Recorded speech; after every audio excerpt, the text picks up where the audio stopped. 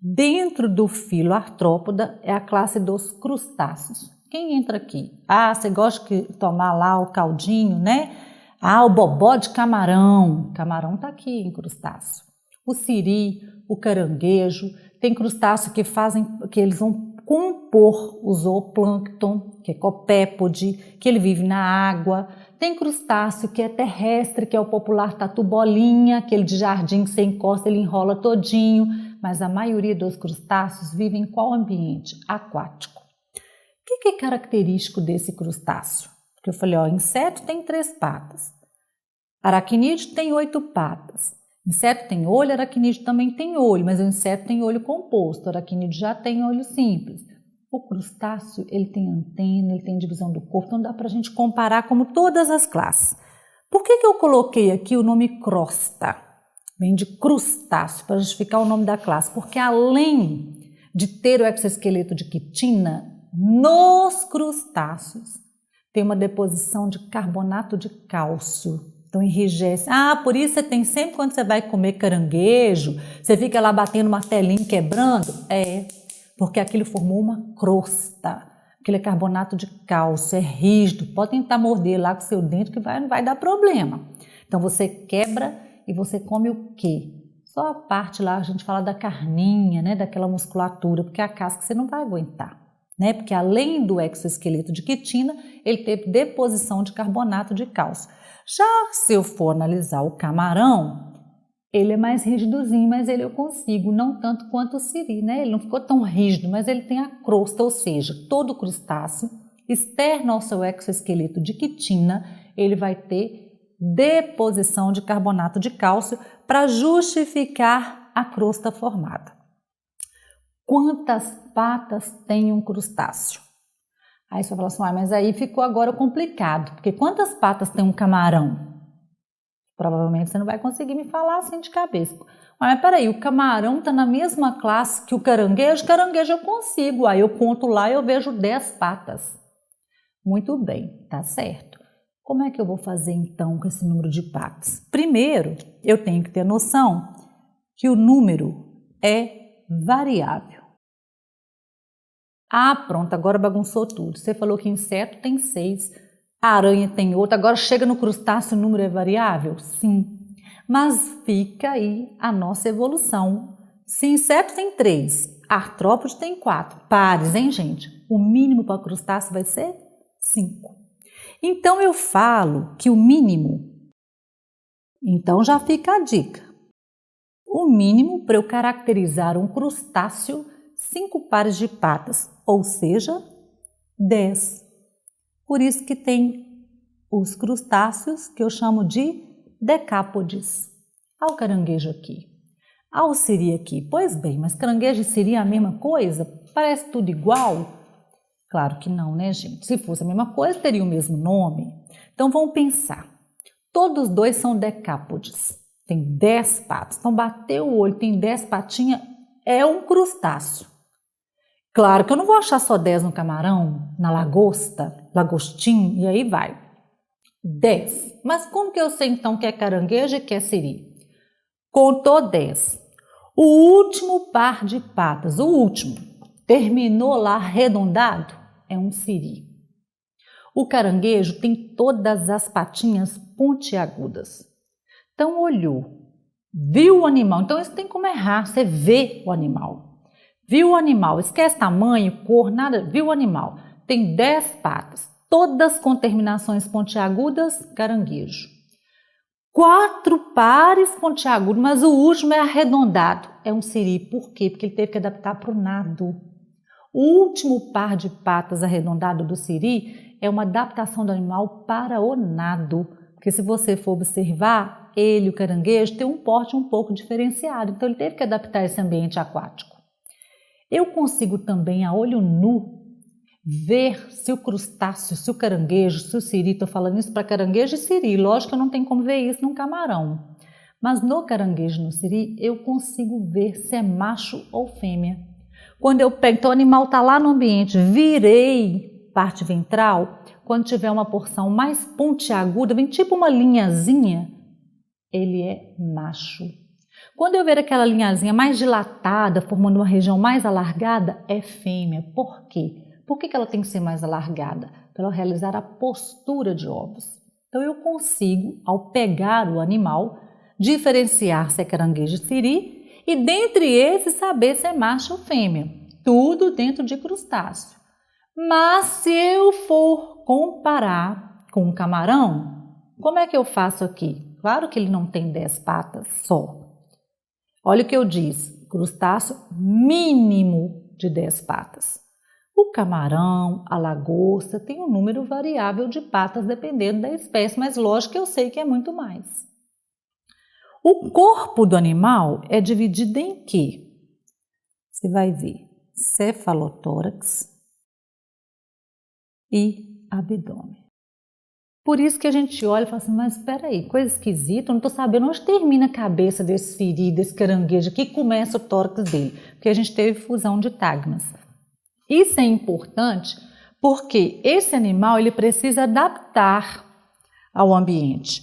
Então, dependendo da estrutura do corpo, da morfologia, da segmentação, ele consegue viver. Lembrando aqui que a maioria é de ambiente aquático. E não podemos esquecer dos copépodes, que são crustáceos que vão compor o zooplâncton, que é uma região importante de nosso ecossistema aquático. E nós temos o tatu-bola, tatu-jardim, tatu-bolinha, que é um crustáceo terrestre, ele gosta do ambiente terrestre úmido. Antena, crustáceo tem? Tem. Tem 4 antenas. Então, ele é tetrácero. Então, olha, inseto tem 2, dícero. O aracnídeo não tem, então ele é ácero. O crustáceo tem 4 antenas e para ajudar no seu sistema sensorial, ele tem os olhos, não sei se você já observaram, parece que está penduradinho assim, ó, que a gente fala olho pedunculado. O que é isso? O olho ficou proeminente, porque o animal tem 4 antenas e ele vive no ambiente aquático, então o sistema sensorial dele precisa estar ligado, né? Precisa captar essas alterações. Então ele tem o olho pedunculado, olho composto e pedunculado, que auxilia aqui nessa captação e observação do ambiente. Mandíbula ele tem? Tem um par.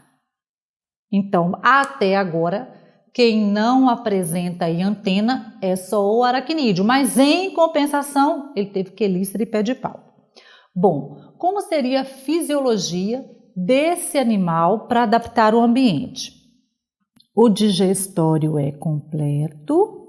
O sistema excretor, repare o papelzinho não, né? Que eu fiz uma coisinha aqui, preciso alterar.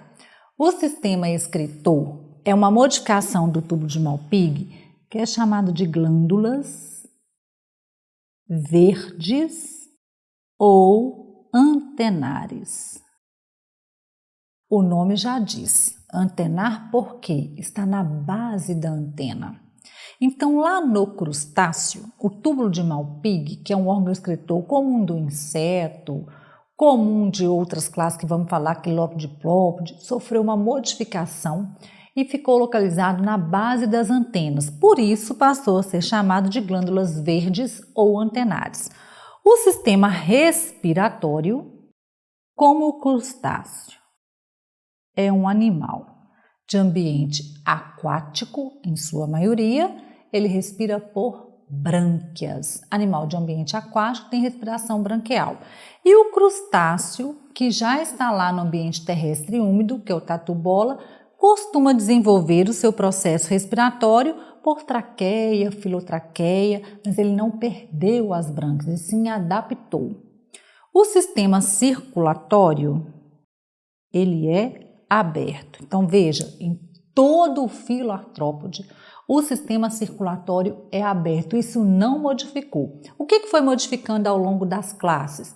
O excretor e o respiratório. O sistema reprodutor. Animais dioicos. Não pode esquecer que dioico é sexo separado, tem macho e fêmea. Fecundação cruzada e interna, desenvolvimento indireto. A maioria tem desenvolvimento indireto e uma característica aqui do crustáceo é apresentar mais de um estágio larval. Então, até chegar à fase adulta, ele passa por mais de um estágio larval dependendo da espécie do animal. Lembrando que aqui nós estamos trabalhando com indivíduos de ambiente aquático, na sua maioria, mas que eu ainda tenho também indivíduo de ambiente terrestre, que é o tatu-bola, ok? E as outras classes que vamos falar agora do filo artrópode, antes de separar, segmentar em classe, pertenceu ao grupo Myriapoda. Poda vem de pernas, patas ou pés, então eu falo muitas patas, pernas, ou seja, não perdeu a característica de estar articulado. Porém, aqui o número é variável. Só que nesse animal, na verdade, o que aconteceu aqui? A divisão do corpo é cabeça e tronco. Então, eu não consigo, nesses animais, separar tórax de abdômen. Houve uma fusão de tagmas, por isso formou o tronco. Antena, o animal também possui um par. Lembrando, a antena, órgão sensorial, não pode esquecer disso. Mandíbula, ele também possui um par. Para que serve a mandíbula? Lembrando a diversidade do aparelho bucal dos artrópodes. Então, olha, o grupo Myriapoda tem muitas patas ou pernas. O corpo está dividido em cabeça e tronco. Quando eles foram avaliar esse grupo de animais, viram que todas as patas ou pernas estão inseridas no tronco e que ao longo do tronco inteiro tem a presença desses apêndices.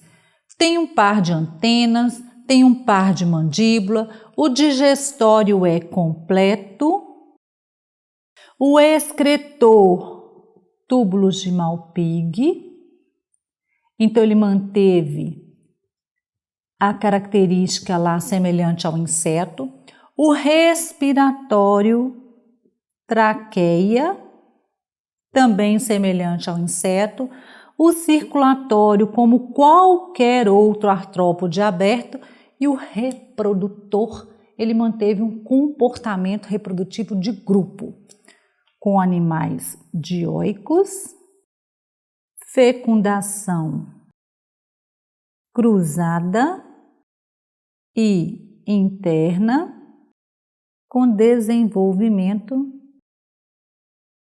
direto e algumas espécies indireto, mas a maioria desenvolvimento direto, ou seja, formação de ovo todos terão, postura de ovos liberando o jovem ou liberando a larva. A partir daí houve um questionamento, bom, mas será que é tudo igual? Será que uma centopeia é igual a uma lacraia, que é igual a um piolho de cobra? E aí eles foram particularizando esse estudo aí para quê? Para ver se todos esses animais tinham as mesmas características. Baseado em quê? Isso foi baseado porque o animal apresentava diversidade nutricional. A partir daí, eles descobriram que tudo isso aqui do grupo Myriapoda, que eles separaram todos aqueles que tinham cabeça e tronco e muitas patas, eles acharam uma diferença. E foi aí que houve a segmentação da classe Quilópoda e Diplópoda. Eles vieram de onde? Do grupo. Grupo não tem valor taxonômico. Por uma observação ligada à nutrição, ligada à estrutura do corpo, eles descobriram diferenças e aí separaram Quilópoda de Diplópoda. Primeiro nome, poda, pernas ou patas, nós já sabemos que todos têm muito, mas por que dividiu? Porque isso aqui, o Quilópoda, tem um par por segmento do corpo. Então, em cada segmento do tronco, tem sempre um par de pata no Quilópoda. O Diplópoda tem 2 pares por segmento do corpo. Então, veja bem, o quilópoda tem 2 patinhas em cada segmento. O de lembra 2, mas 2 pares, então tem 4 em cada segmento do tronco do animal. Mas só isso foi necessário para segmentar, para dividir as classes, para separar em classes? Não. O que eles viram? O quilópoda tem o primeiro par modificado em forcípula. O que é isso? Estrutura inoculadora de veneno. Já o diplópoda não possui forcípula. Bom, mas como foi observado isso? Como é que sabe que um inocula e outro não inocula? Pelo hábito alimentar. O quilópoda, ele é carnívoro, ele é predador, por isso ele inocula o veneno para paralisar a presa. O diplópoda tem hábito herbívoro e detritívoro, então ele não precisa predar, então ele não inocula veneno, então ele não tem estrutura. Então, pelo hábito alimentar e comportamental, separou a classe quilópoda de diplópoda. Lacraia e centopeia são representantes de quilópodes. Piolho de cobra é representante de diplópodo. Embora a gente fala que cobra é venenosa, o piolho de cobra não inocula veneno, porque ele não tem forcípula e tem hábito detritivo e herbívoro. Então, pessoal, com isso, nós estamos finalizando o filo artrópode em suas 5 classes. Não esqueça, é o filo mais diversificado, pela justificativa de ter a classe insecta, onde eu tenho os invertebrados com capacidade de voo. Então, o filo artrópode apresenta 5 classes com suas particularidades morfológicas e fisiológicas.